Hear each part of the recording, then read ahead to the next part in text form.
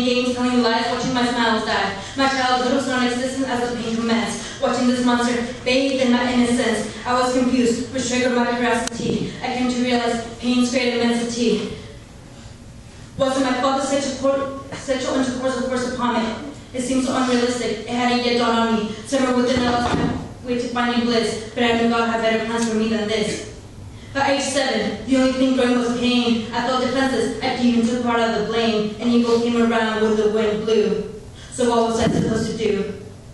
Trying to find a helping hand that would bring me peace between me and that man. I let him choose between my greatest mistake. I couldn't stop for my mother's life he would take. But who was I to decide such a little girl? So I said no to him and said and face this cruel world.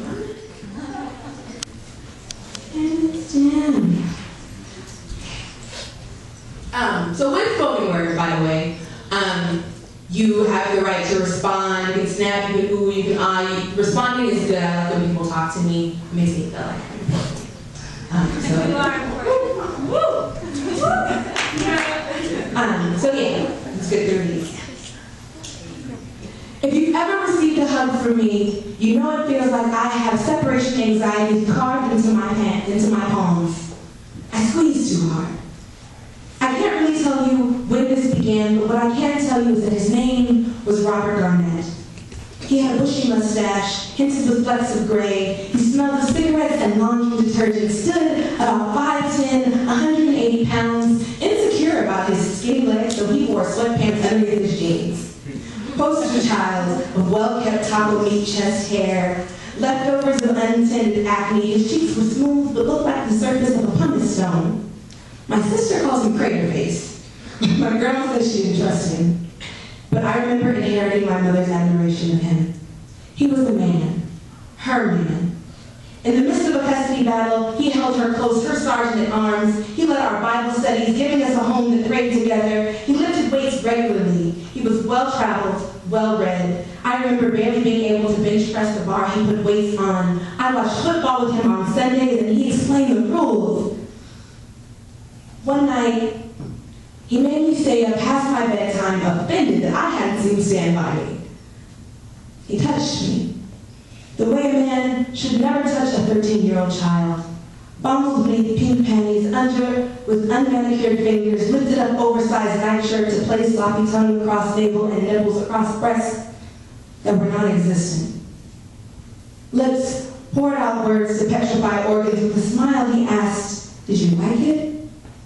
Does that feel good?" I nodded.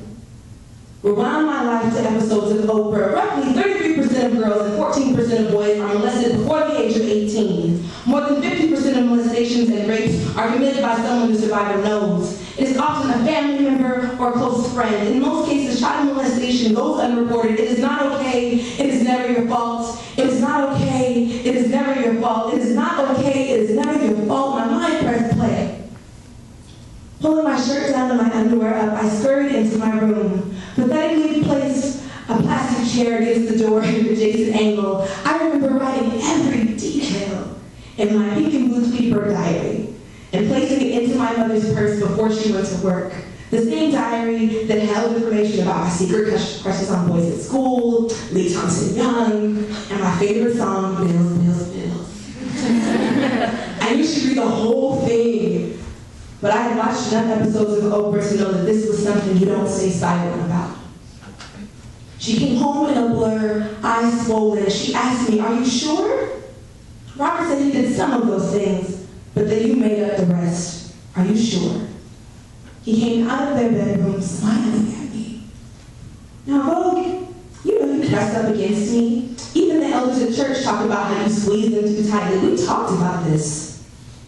And to this day, my mother refuses to talk about it. I guess the words feel as comfortable in her mouth as his hands felt in between my legs. So she pretends like it never happened. Like she didn't bring me a dictionary the next day, have me look up rape, incest, and molestation, tell me to choose which one best categorized our situation. Like she didn't tell me to get used to talking about the story over and over and over again, because that's what they were going to make me do in courtrooms. Like for 2 years, I ain't living under the same roof as this man. And he was the only person I could expect to understand the pain of watching a drug addiction steal my mother. In 2009, I found out he died of cancer.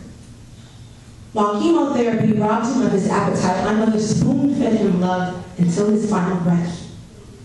In the corner of the studio apartment she rents in Jungles, there is a table with a framed photo of him, a small shrine, a memento of his importance to her. When you greet me, accept my hugs as proof that I am bruised and not broken, that surviving is a lot harder than curling into a ball, praying to disappear.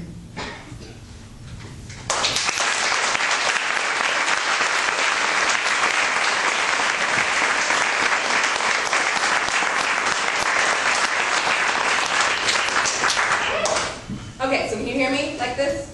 Yes. Yes. Back people, you're the ones that Yeah. You're all the way back there. So to claim the title of survival is to claim, for me, it was to claim my power back, to claim that regardless of what happened, that I have the ability to move on and grow. To not give my life, to not give my light to someone who never deserved it. Right. So, although it's one moment in my life that has changed me, I chose what to do with that energy. I chose what to do with that situation and how to grow from it. And it's crazy and amazing how many young women and young men, boys, girls, people are touched inappropriately, groped inappropriately, objectified. How often this occurs and no one speaks up, like silence is okay, like silence will make it go away. If I'm quiet, no one will notice me and no one will notice what's going on. Like speaking up is such a huge thing, but a small thing to do. Most of us have a voice to use. Can we get much higher?